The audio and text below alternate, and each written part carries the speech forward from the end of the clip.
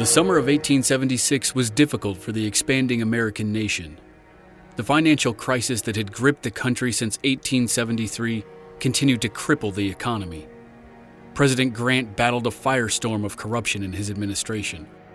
And in Montana Territory, along the banks of a river whose name would soon become synonymous with both victory and defeat, General George Armstrong Custer's detachment of the 7th Cavalry was wiped out by the Sioux and Cheyenne. Chiefs Sitting Bull and Crazy Horse became famous for all time, and so did Custer. In Minnesota, farmers suffered through their 4th terrible summer in a row. A biblical plague struck again, with the worst coming in July and August. Locusts descended on the farms by the millions. They blocked out the sun and devoured everything in their path. The farmers could do nothing. They stood helplessly and watched their livelihoods dwindle away as grasshoppers annihilated corn, wheat, barley, and oats alike. One account talked of a cloud of the invaders that was 17 miles wide. But in the midst of all the turmoil, there was a celebration. It was 1876, the 100-year anniversary of the Declaration of Independence and the founding of the country. That summer, the party was in Philadelphia. Visitors to the World's Fair delighted at new sights and inventions. The typewriter was unveiled, and the telephone. There were Gatling guns and steam locomotives, and a new machine for dentists, a drill that was powered by a foot pedal. There was also an elaborate exhibit in a corner of the main building that was a must-see for bank owners. The Yale Lock Manufacturing Company proudly displayed the latest advancement for keeping bank vaults safe and secure, the time lock.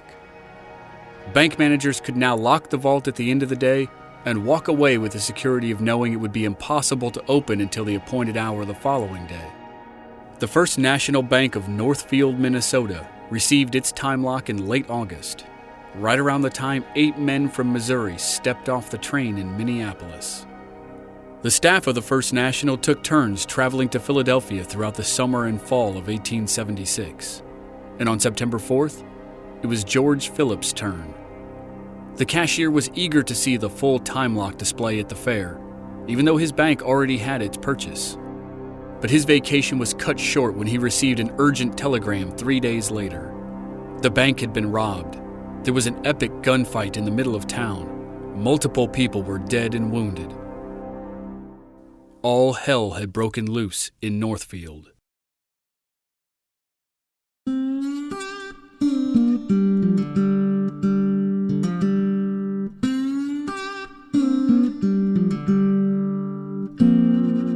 From Black Barrel Media, this is Season 3 of the Legends of the Old West podcast. I'm your host, Chris Wimmer, and this is the 4th episode of a 6-part series on Jesse James. And if you know anything about the legend of the James Gang, the Northfield Raid needs no introduction. It was the turning point for America's first prominent outlaw gang. Jesse, Frank, and Cole led the gang out of its comfort zone and into uncharted territory. They attacked a bank in a sleepy little town outside Minneapolis because it looked like an easy target, but they were not prepared for the fierce resistance of the townspeople. This season, we're proud to partner with the Cowboy Lifestyle Network. You can now find links to our show on their website, cowboylifestylenetwork.com, and their social media channels, Go CLN on Facebook, Cowboy Lifestyle on Twitter, and Cowboy Lifestyle Network on Instagram. Cowboy Lifestyle Network is a one-stop shop for rodeo news and stories about fashion, art, music, Native American culture, and all things Western. And I have one more note before we get to the story this week. I'll elaborate on it at the end of the episode, but for now, just know that there is no one definitive account of the Northfield Raid. The streets of Northfield turned into a genuine war zone during the robbery, and in the aftermath, no two people could agree on all the details. The basic events in the timeline are pretty consistent in all the accounts, but there's one minor element that's still a mystery. Because of that, I had to make a choice. I'll explain the mystery and the choice after the episode. So here we go. Jesse James, Episode 4, Northfield, All Hell.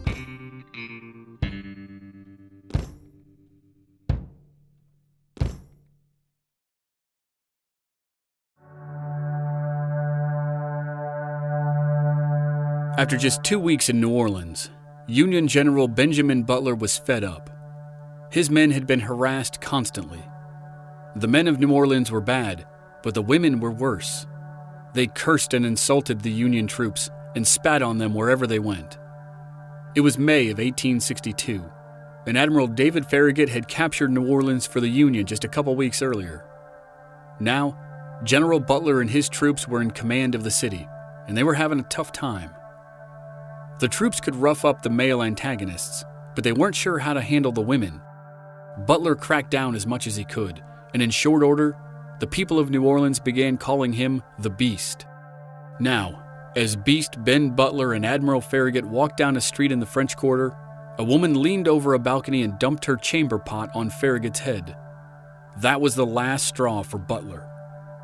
On May 15th, he issued General Order No. 28 that said any woman who insulted or offended his troops in any way would be considered a prostitute and treated accordingly.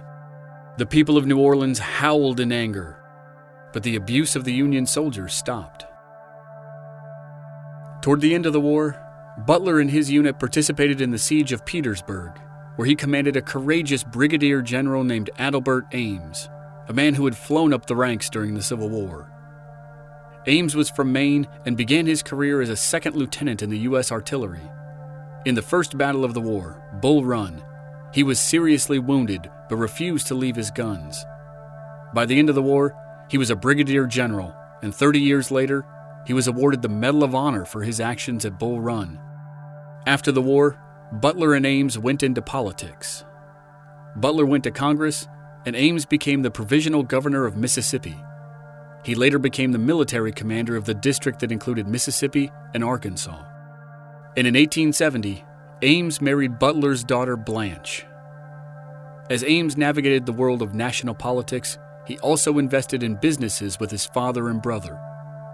They built successful flour mills, and in 1873, John Ames asked his brother Adelbert to invest in a new venture, the First National Bank of Northfield, Minnesota. Adelbert moved his wife and 3 young children to Northfield, and it was there, 3 years later, on an early September day, that 3 hard-looking men rode past him as he walked to the family's mill. They immediately caught his eye. They rode fine horses and sat in their saddles with easy confidence. They wore long linen dusters, which Ames had seen much more often in the South than up here in Minnesota. And then they were past him, trotting into town as he headed to the mill to mail a letter. But their image stuck with him and filled him with a sense of something. Not fear necessarily, but unease. Trepidation, maybe. He didn't know it yet, but in about 5 minutes, an uneasy feeling wouldn't even come close to describing the situation.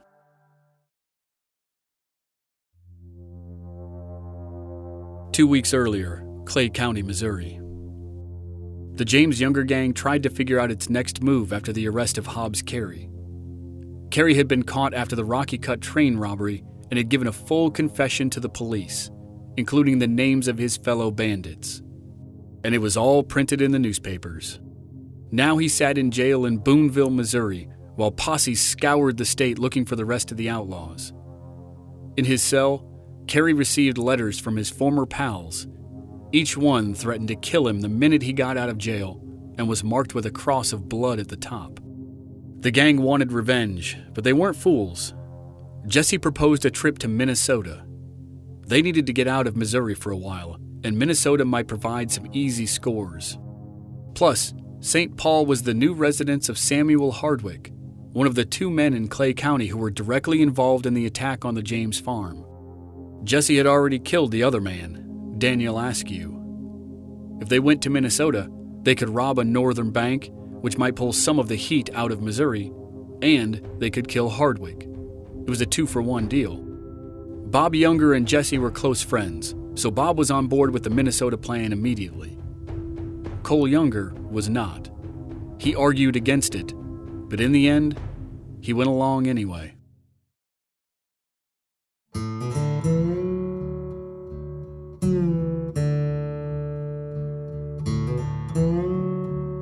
In late August 1876, 8 men boarded a train in Missouri and made the long trip north to Minnesota. They were Frank and Jesse, Bob, Jim, and Cole Younger, Clell Miller, Charlie Pitts, and Bill Chadwell. They packed light, just weapons and money, not even a change of clothes. Anything else they needed could be bought in Minnesota. When they arrived in Minneapolis, they split up. 5 stayed in town while the other 3 went over to St. Paul. They checked into hotels under fake names and moved around the cities in small groups. But other than the fake names, they made no attempt to disguise themselves, and they began to leave a trail of interested observers in their wake. Up here in Minnesota, they might as well have been from a different planet. They looked, acted, and talked different from everyone else. They tucked their pants into knee-high boots. They wore long spurs and linen dusters. Their southern drawls were unmistakable, and they didn't take their hats off when they entered a dining room. This was the James Gang in Minnesota. They had a good time drinking and gambling, but they also got right to work. They scouted potential robberies in Red Wing, St. Peter, Madelia, and maybe even Mankato. They bought brand new horses and saddles that were admired everywhere they went. They bought .44 caliber slugs for their guns, which surprised one local gunsmith. Very few of his customers used such a large weapon. At some point during these travels, Jesse may have scouted the murder of Samuel Hardwick. Jesse knew Hardwick's exact address in St. Paul because the newspapers had printed it after the man moved to Minnesota. But for whatever reason, Jesse never completed this part of his mission. The first phase had been completed, though. They bought their horses and their gear, and they settled on their target, the First National Bank of Northfield.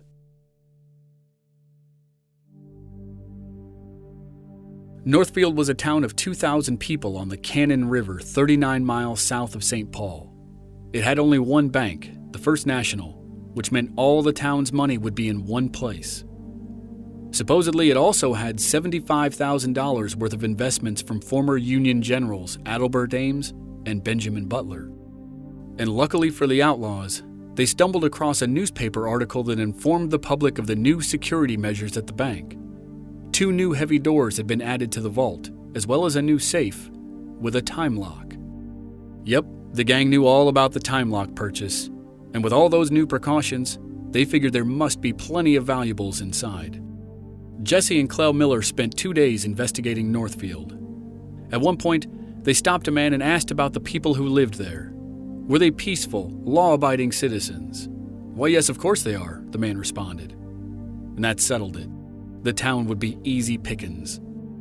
On Wednesday, September 6th, the gang split up and spent the night in 2 nearby towns. They were going to storm the bank the following day, but that night, the plan almost fell apart before it got started. Jim Younger got cold feet. He didn't want to go through with the robbery. He wanted to sell his horse and catch a train to California. Cole, Clell, and Charlie Pitts had a long talk with him that night, and he eventually relented. He would stay with the gang and go through with the robbery. At 10 a.m. the next morning, all 8 men rode into Northfield.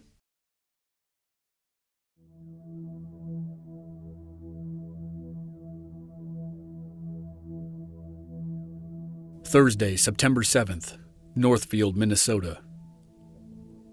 The first person who sensed danger was Walter Lewis. That morning, he saw 4 men ride out of the woods south of town.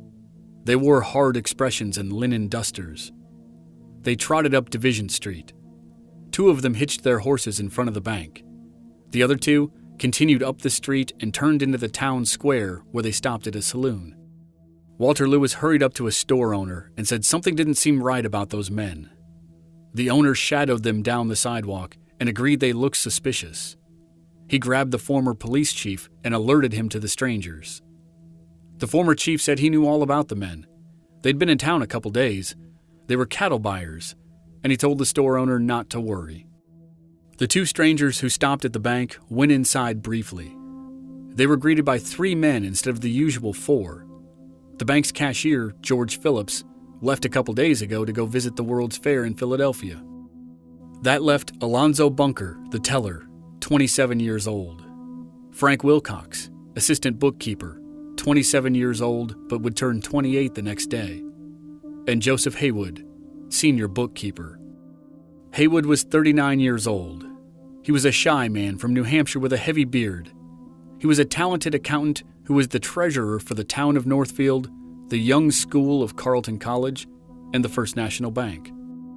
He hoped to pass the day quietly and then take his wife and young daughter to see at least part of the big show that evening. An Australian magician was in town, and his show would begin by sending 2 hot air balloons into the sky at 6:45 p.m. Haywood was sure his wife and daughter would like to see that, and then maybe they'd stick around for the show afterward. Haywood had checked the safe at the beginning of the day. It sat against the back wall of the vault, and the new time lock had worked as advertised. It unlocked itself at the appointed hour, but Haywood kept the safe closed, just in case. The 2 strangers who entered the bank didn't stay inside long. They probably pulled their usual trick, asking for change for a $20 bill. While the teller counted out the money, the robbers would scope the layout of the bank. When they left, they trotted up Division Street to the town square and the iron bridge that ran across the Cannon River to the west side of town. At the bridge, they briefly met up with more men dressed like themselves. They exchanged a few words and then separated again. Over the next 4 hours, the 8 men roamed the town in 2s and 3s. They had drinks in a couple saloons, and a few of them had ham and eggs at a restaurant. They checked their gold pocket watches as they waited for 2 p.m., their magic hour for robberies. A little after 2 o'clock that afternoon, Adalbert Ames walked to his family's flour mill on the river to mail a letter to his wife.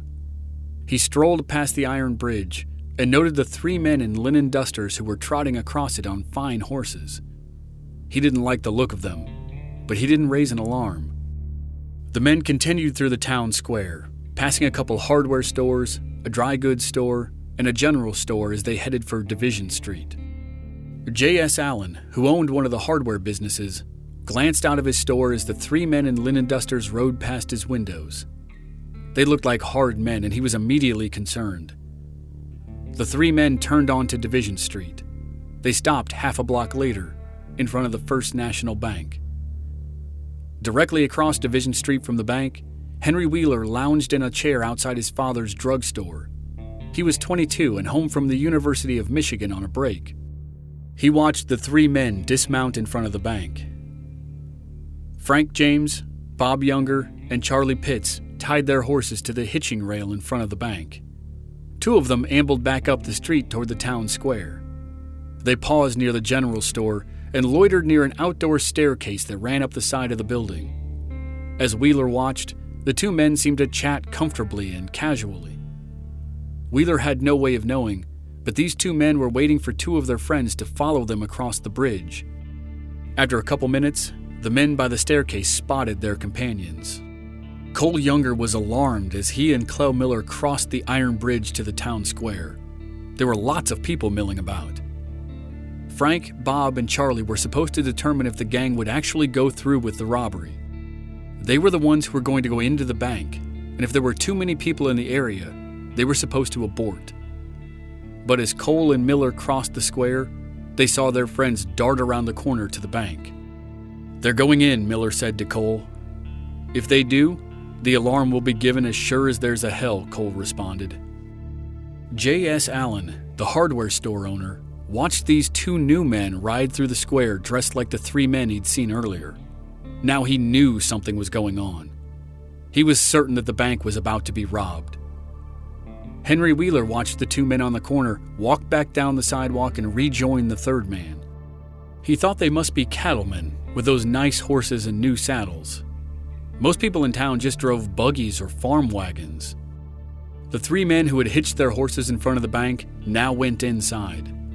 The 2 new men also stopped at the bank, but they stayed on their horses, as if they were waiting for something. A woman inside the hardware store next to Wheeler's drugstore stared at the men in front of the bank. As they moved, she saw guns in their hands. She turned to the store owner and said, "They're robbing the bank." Then she fled toward the back door. J.S. Allen, who'd kept an eye on the men in the dusters, now scooted down to the corner by the general store. He peered around the outdoor staircase and watched the men on horseback hover in the street outside the bank. He couldn't take it anymore. The curiosity was killing him. He hurried down the sidewalk. He had to know what was going on in the bank. Alonzo Bunker, the teller at the First National, heard the door open as he worked at his desk. He heard boot steps on the floor and jangling spurs. He looked up from his ledger and straight into the barrels of 3 revolvers. Frank James shouted at Bunker to throw up his hands and stay quiet. They intended to rob the bank.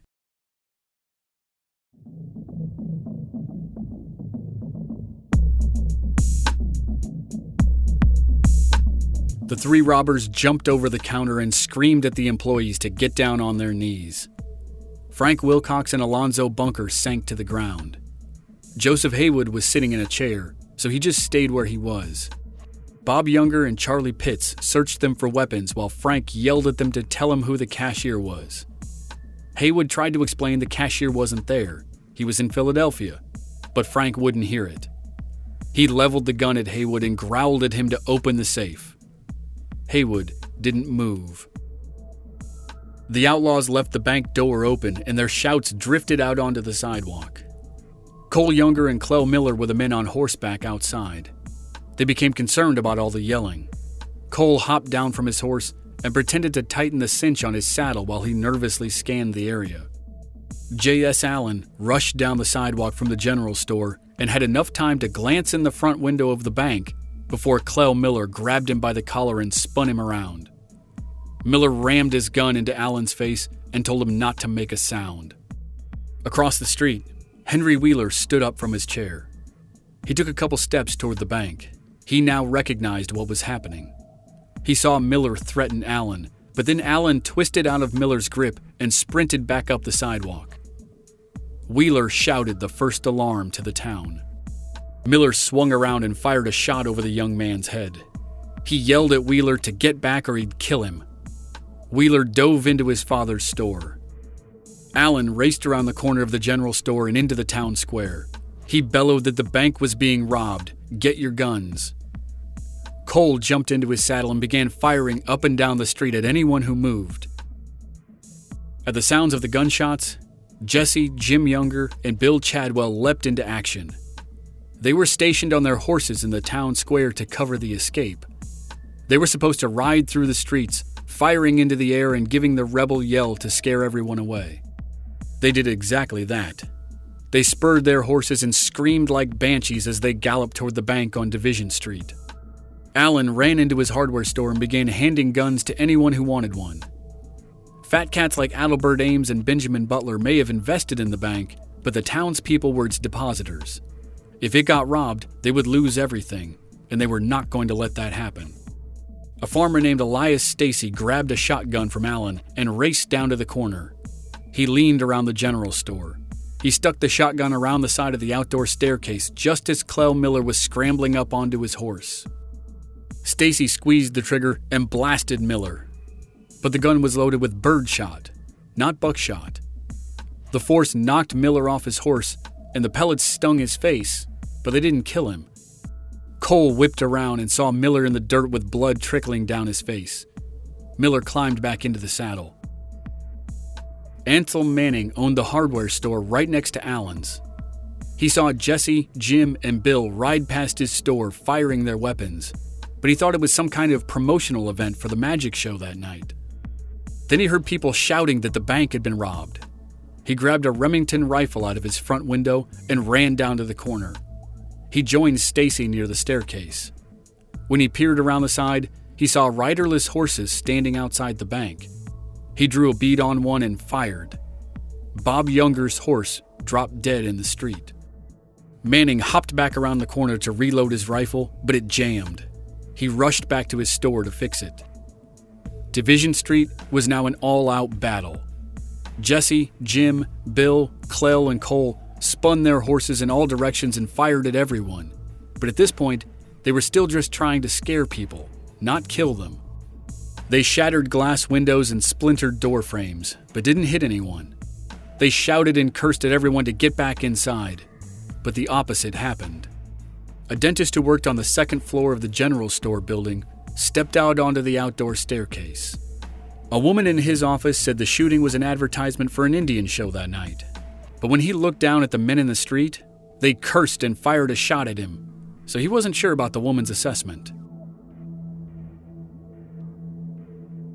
Fire bells and church bells rang out the alarm all over town. 2 blocks away at Carleton College, the dean of the women's college heard all the noise but didn't know what to make of it. Then 2 women rushed into her office. They had run from Division Street and were out of breath. One of them finally sputtered, "Keep the girls off the street," and then fainted. The dean got to work. She rounded up the girls and herded them up to the 3rd floor of the dormitory. They grabbed all the fire axes in the building and huddled together, ready to defend themselves. As the scene on Division Street dissolved into urban combat, the robbery went from bad to worse. Frank ordered Haywood to open the safe. Haywood said coolly it couldn't be opened. It was on a time lock. Frank shouted that was a lie. They knew all about the time lock. Miller had the newspaper article in his pocket right now. And the safe wouldn't be locked during business hours anyway. Frank decided to open it himself. He stepped into the vault, and Haywood jumped out of his chair and tried to slam the door shut. But Charlie Pitts pulled him back. While the robbers focused on Haywood, Alonzo Bunker reached for a small gun hidden on a shelf under the desk. Bob spotted him and grabbed the gun first. At that point, Frank yelled at Bob to get whatever he could from the cashier's box. Bob pulled some bills and a few coins out of a small box and stuffed them into a grain sack, but he thought there had to be more than that. He yanked open a drawer, but it held only stationery. He jammed it shut. If he had opened the drawer next to it, he would have found $2,000. Now the robbers were furious and were all screaming at once. Charlie Pitts pulled a knife and pressed it to Haywood's throat hard enough to draw blood. He roared at the bookkeeper to open the safe. Bunker and Wilcox looked on in horror, but Haywood somehow squirmed out of Charlie's grasp. He tried to escape, but Frank slammed the butt of a gun into his skull. Haywood crashed to the floor. Frank fired a shot over his head that sounded like a cannon in the small space. Gun smoke blew out of the barrel and clouded the room. Bunker thought Haywood had just been killed. He bolted for the back door of the bank. The door was open, but blinds hung in the way. Charlie fired at Bunker as he ran, but he only hit the blinds. Bunker smashed into the blinds as he fell into the alley behind the building. He sprinted south across an empty lot toward 5th Street. Charlie stepped out of the back door of the bank and took careful aim. He fired, and the bullet tore through Bunker's right shoulder. Bunker staggered, but kept running. On Division Street, Henry Wheeler had jumped into his father's drugstore after the first shot had been fired. He reached for the rifle he usually kept in the store, but then realized he'd left it at home today. He raced out the back door into the alley behind the building. He ran north to the Dampier House Hotel. He remembered he had seen an old .50 caliber Smith carbine in the hotel. The breech loader was a relic from the Civil War, and he prayed it would still fire. He found 4 cartridges and percussion caps and bounded up the stairs to the 3rd floor. He turned into a room with an open window that looked down on Division Street. He rammed a heavy slug into the chamber, loaded a percussion cap, and racked back the hammer. He leaned out the window and took aim at Jim Younger, but he was breathing hard and his hands were shaking. He tried to focus and then squeezed the trigger. The rifle answered with a crack and sent the bullet screaming toward Jim. But it missed. It kicked up dust in the street. He reloaded, and this time he leaned the gun on the windowsill to steady it. He sighted down the barrel at Clell Miller and fired. The shot hit Miller in the left shoulder like a sledgehammer. Miller fell off his horse for the 2nd time in this fiasco, and it would be the last time. He struggled back up to his knees, but the bullet had demolished the artery under his shoulder blade, and he collapsed in the dirt as his heart gave out. Henry Wheeler, the 22-year-old medical student, had just killed the first man in the Northfield Raid. Cole Younger jumped down from his horse and ran to Miller. He rolled his friend over and saw he was dead. Then he felt a searing pain in his hip. He looked at his side and saw he was bleeding. Hardware store owner Ansel Manning had cleared the jam of his Remington and had just scored a hit on Cole. Cole grabbed Miller's guns and hurried back onto his horse. He could not imagine what was taking so long in the bank, and he screamed for the men to come outside. On the corner by the staircase, Manning ejected the spent shell. This time, it didn't jam. He loaded a new one and took aim again. Adelbert Ames was now with him on the corner. Ames had heard the gunfire and reports of the robbery and had seen Manning crouched behind the stairs. He rushed up to the man, but he was unarmed and could do nothing but watch over his shoulder. Manning was holding his own, though. His heart was pounding and he was sweating like crazy, but he took aim at another one of the outlaws and squeezed the trigger. Then he and Ames ducked behind the wall of the general store while he reloaded. But just before they did, Manning thought he saw the outlaw wince in pain. In front of the bank, Bill Chadwell reeled in the saddle. He fell off his horse and smacked into the dusty street. He pushed himself up onto his hands and then folded into a heap. Manning's bullet had struck him right above the heart. Cole Younger once again wondered what in the world was taking so long in the bank. He shouted at his friends, imploring them to come out, or the men in the street would be shot to pieces. Bank teller Alonzo Bunker dashed out of the vacant lot and into 5th Street, the street that crossed divisions south of the bank. He nearly collided with Nellie Ames, the wife of John Ames, who had founded the bank with the help of his brother Adelbert. Nellie was driving a small one-horse carriage, and she heard popping sounds coming from Division Street, but she couldn't tell if they were fireworks or gunshots. Then Bunker ran past her with blood streaming down his back. He shouted that he'd been shot, and he just kept running. Another man yelled at her to get out of the street or she'd be shot. But before she could act, some men on horseback charged into the intersection in front of her. They fired pistols in different directions. Nellie's eyes locked on the biggest man. He was large and muscular. And then at the same moment, several men clambered up a stairwell to her left. They had been in a basement saloon, and now they stumbled out into the sunlight in a blistering firefight. The last man up the stairs was a Swedish immigrant who understood very little English and was completely drunk. He weaved toward the horsemen. Cole Younger, the large, muscular man, wheeled his horse around and yelled at Nellie to get out of the street, but she was transfixed. By this point, Cole's blood was up. 2 of his men had been killed, and his hip felt like he'd been stabbed with a white-hot poker. He was being shot at from everywhere, and he was done with the scare tactics. The Swede stumbled toward him, and Cole shot him in the head. The Swede toppled over and lay motionless in the street. Nellie could do nothing but stare. Then 2 men rushed into the street and dragged her out of the carriage. They carried her into a nearby store. After a few moments, she regained her composure and remembered that her husband was supposed to be at the bank that afternoon. She burst out of the store and ran through the same empty lot that Bunker had used to escape the bank. She ran behind the bank and all the stores that faced Division Street and ended up in the town square north of the bank. She saw Manning and her brother-in-law Adelbert clustered on the corner near the general store. She rushed toward the men and then rushed past them. She turned the corner, running for the bank. They grabbed her and pulled her back.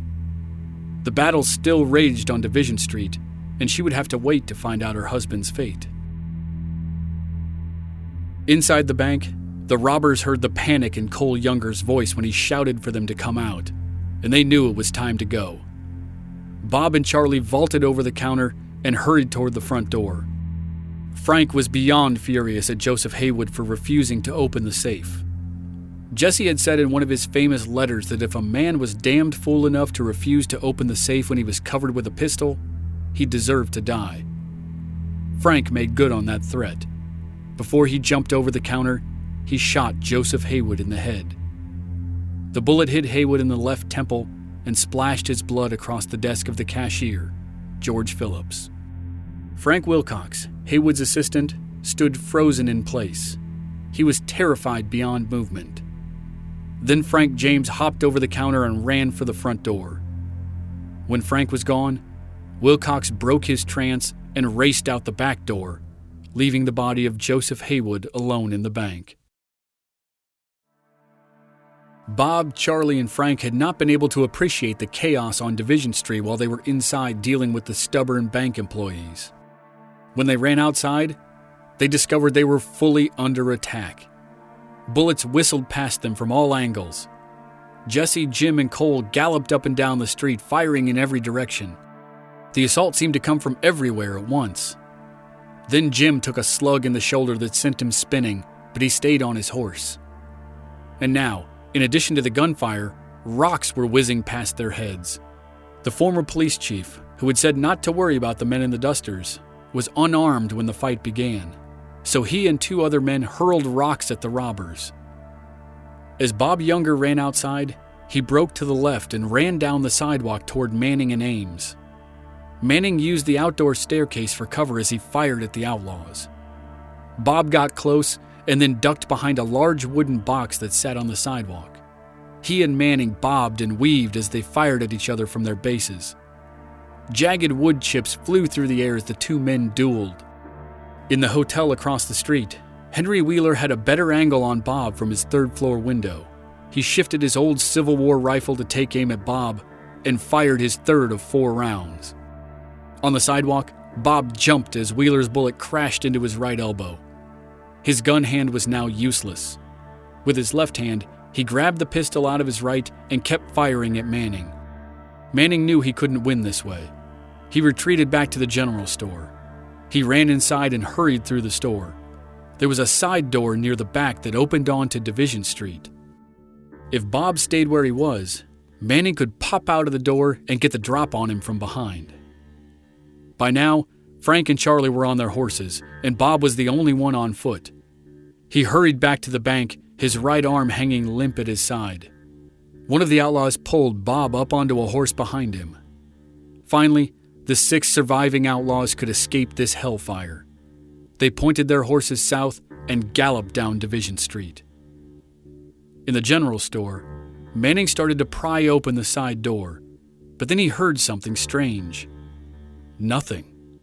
Well, not nothing exactly, but no gunfire. It had stopped. He cautiously opened the door and peeked outside. He stepped out onto Division Street in time to see the outlaws gallop out of town. Manning walked out into the street.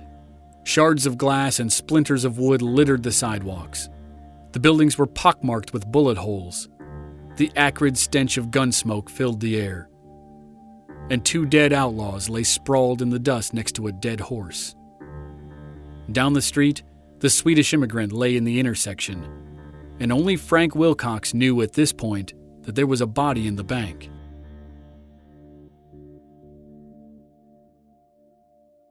The Northfield Raid was done. It lasted somewhere between 7 and 10 minutes.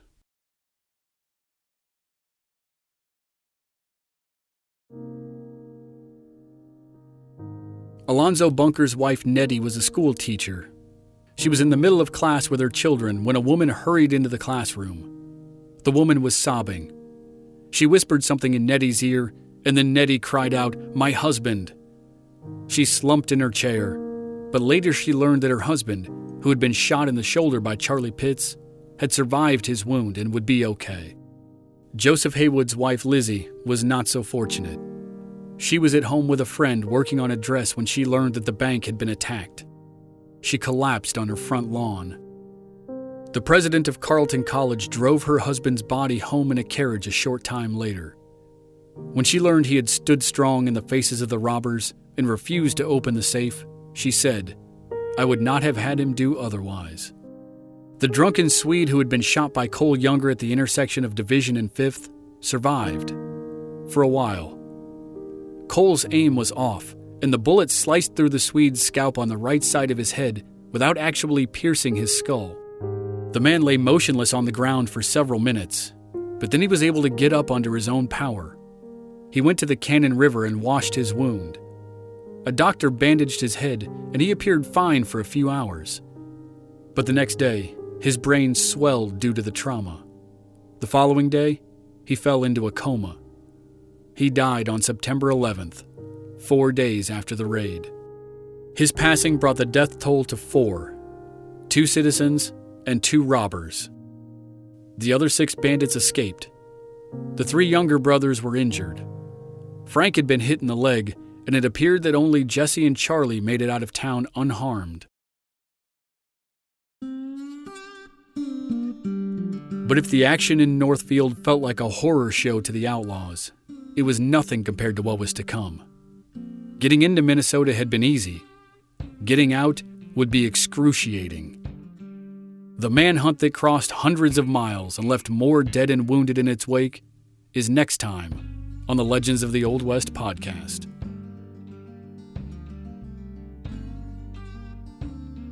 Now, if you remember back to the beginning of the episode, I said I wanted to explain a choice and a mystery, so here it is. The mystery is that it's been 142 years since the robbery, and we still don't know for sure which 3 outlaws went into the bank. The 2 witnesses who survived, Frank Wilcox and Alonzo Bunker, both named Charlie Pitts and Bob Younger. Wilcox said he thought the 3rd man was Frank James. Bunker only said the 3rd man was one of the James brothers, and neither employee gave a physical description of the robber. So the debate has raged all this time. Who was the 3rd man? The man who shot Joseph Haywood? No 2 sources agree. Many people say the 3rd man was Jesse because he was commonly referred to as the most hot-headed and violent member of the gang. An execution would be more in line with his temperament. The Youngers gave numerous interviews in the years following the raid, but they refused to acknowledge that Frank and Jesse were even in Northfield that day, let alone that one or both of them had gone into the bank. Assistant bookkeeper Frank Wilcox was the only person who actually named 3 men, even though he wasn't positive about Frank James. For the sake of simplicity, I chose to use Wilcox's version of events. So I just wanted to mention all that. If you've done a lot of reading about Northfield, you already knew all that stuff. But if you haven't, and you plan to, I wanted you to be aware of the reality of the situation. So alright, that's it. Let's wrap it up. If you enjoyed the show, please give it a rating and a review on iTunes, or wherever you're listening. You can check out our website at blackbarrelmedia.com and follow us on social media. Our Facebook page is Legends of the Old West Podcast, and our handles on Twitter and Instagram are @Old West Podcast. Thanks again. We'll see you next week.